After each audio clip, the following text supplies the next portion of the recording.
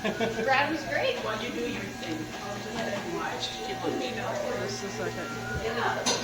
Get up. Did you throw your t-shirt? Yeah, well, because you're like, I just say you would. Anything. Hi, Susan. Very nice to meet you.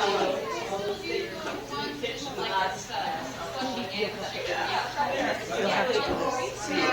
I understand. Yeah, I'm sorry. No, it's not. It's not a problem. I should have this. Large copy. We were just talking. Next door to Mrs. Quiet over there. Yeah.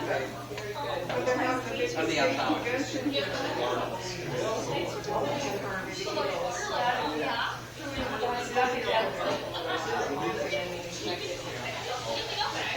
This just happens. It's hard to stay out. We were doing really good. And what do you recommend here? Everything. Anyway, yeah. It's all really good. Is it good? Okay. Here. I said, I'll have to see. I'm partial to Julie. I met you when you were this big. Where? Are you from Williston? No, I'm from Roseburg, Oregon, Okay. and I grew up with all your Walshers. Oh, you're kidding. That's great. And there's Nancy's phone number in there. Goodness, that's amazing. So you're live breaks. I know the listeners. What's your name? Hansky. My mother and Dolores left North Dakota as nurses. Texted this morning, said, get the word out. I said, With all your That's awesome. Thank you for coming out. How did you put the Fedorchaks together? Actually, I moved here 17 years ago. Actually, to work on my family. I'm not quite as great as he is. I saw your mother. Okay. And that's when it came. And Okay, because Fedorchak was included. And then this week, Are you taking questions from people today?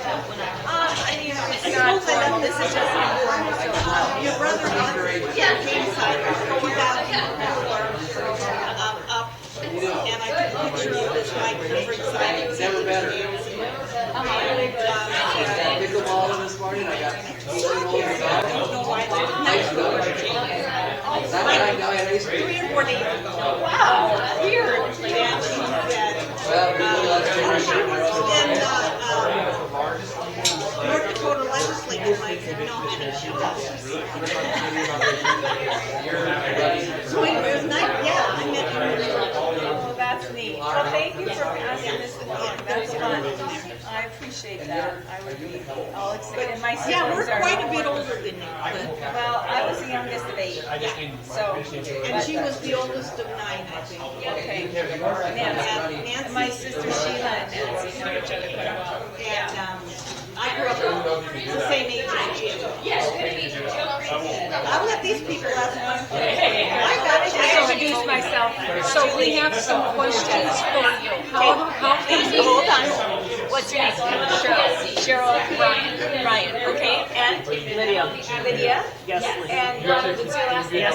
Yesley. Okay. And who's back here? Michaela Gesley.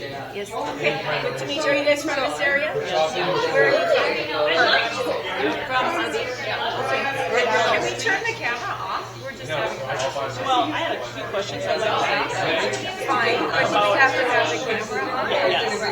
Okay. Hold on one second. John. So I was like, this one is almost friends with Elizabeth. Oh, yes. I'm going to visit Okay, you have that bill HR 2252 that's going to pass the Senate. And The school lands. yes, Swap, ELM, yeah. okay. Is any of that land? It's actually school lands. Yeah, going to Swap school for lands. federal lands. Yes. Yes. Okay, so is any of that land going to end up being used for green energy projects or that stuff?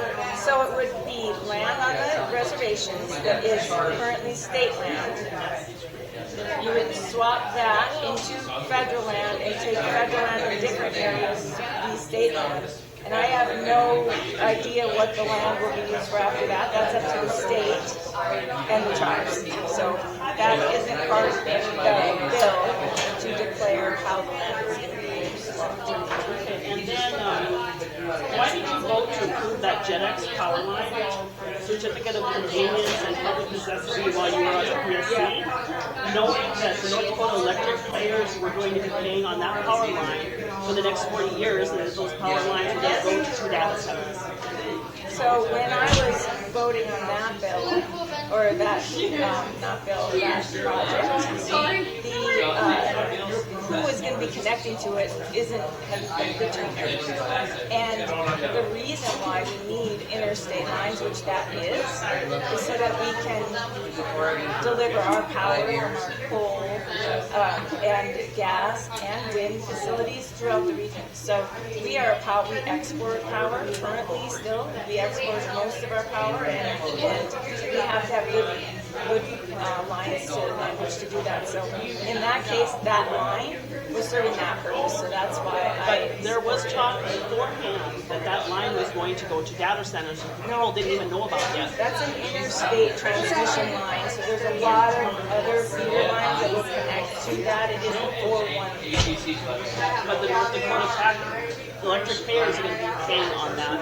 Where out-of-state people are going to get this electricity, and it's going to fall on the backs of the North Dakota. But all that line actually is a MISO line that's being covered in the rates by 15 states, ratepayers of 15 states. So North Dakota, you're right, will, but so will ratepayers in all of the other 15 states of MISO, because it's a MISO project. It isn't just a local Otter Tail or MDU project. They host it because it's in their territory, but it covers 15 states. So it'll And for the people that don't understand what MISO is, can you explain that? It's the mid-continent, Jill, what does MISO stand for again? Independent System Operator, mid-continent. It's the regional grid operator. And This will be the last one, because I do want to visit with some other people too. in your flyer that you sent out to everybody, you said that you lowered taxes for the people. Yep. Wait, then how come the families are being taxed more? It's like we're not seeing this lower taxes that we get told about all the time. Everybody in government, federal level, all the way down to state, especially the federal level, is finding new ways to tax the public. So when you say you lower the taxes, you just found new places to tax them otherwise. Not true on the federal level. I can't speak to the state and the local levels, right? Because I'm a federal representative. I know that, but the federal dictates a lot what the state does, and that's the excuse the state uses to us all the time. We have to do this because the federal level said we had to. So I'll just speak to the historic tax cuts that we passed in the Working Families Tax Cuts Plan, which was President Trump's top agenda. So this was President Trump's agenda, and we brought it forward and passed it last July. If we hadn't done this, we would have had the largest tax increase in U.S. history. We turned that into the largest tax decrease in U.S. history. And that includes increase in the per child tax cut. We basically eliminated taxes on Social Security, no taxes on tips, no taxes on overtime. We really significantly reduced the death tax. We made permanent the 199A, small business exclusion. We set in stone the corporate tax rate. So we included a huge number of tax cuts for the American public because A, that was what President Trump said he was going to do, and we supported him doing that. I believe in trying to shrink the size of government. One of the most important ways to do that is to shrink the amount of revenue going to government. And so, yeah, that's a firm belief that I have, and I don't support it. I'm sorry. Anyway, I'm guessing if we had more time to visit, and maybe happen to sometime, we'll share a lot more about it.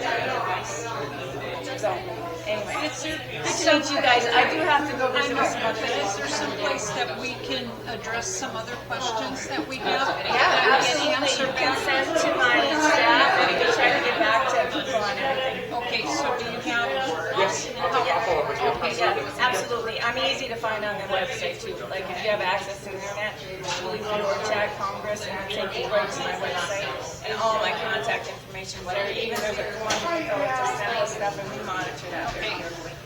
Yeah. Awesome. All right, thanks, ladies. Good to meet you. Thank you. So you'll get that for me? Yeah, absolutely. So if you go, You don't have it written down, or? I can write it down. So what we would, if you want to have the Auckland opinion and to have